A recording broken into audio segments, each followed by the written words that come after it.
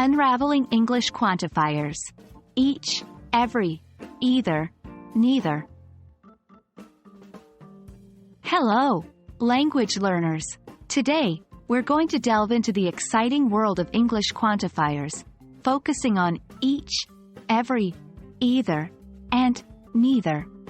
We'll also see how we can combine these quantifiers with other determiners to form accurate and engaging sentences.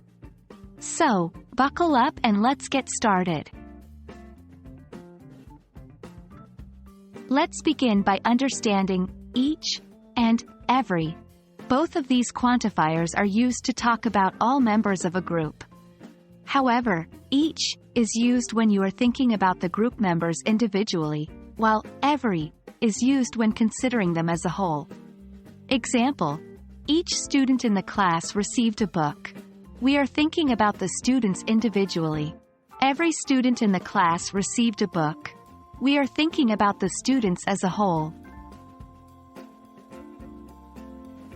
Moving on to either and neither. These quantifiers are used when referring to two items or people. Either means any one of the two, and neither means not one and not the other. Example: you can have either the apple or the orange. You can have any one of the two. Neither the apple nor the orange is ripe. Not the apple and not the orange is ripe. Now, here's where things get a bit more exciting. We can combine our quantifiers with other determiners like this, that, these, those.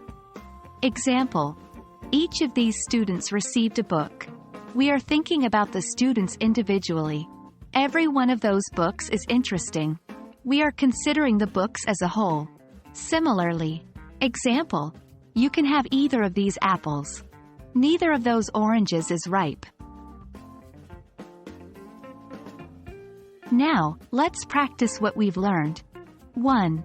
Each student needs to submit ____ own assignment. 2. Every child should know ____ rights. 3. Either of the keys will open the door. 4. Neither of my friends was able to come to the party. Fill in the blanks with appropriate words that you've learned today and check your understanding of these quantifiers. There you have it. We've uncovered the use of the quantifiers, each, every, either, and neither, and seen how to combine them with other determiners. Remember, practice is the key to mastery, so keep practicing these in your everyday conversations. Happy learning and see you in our next video.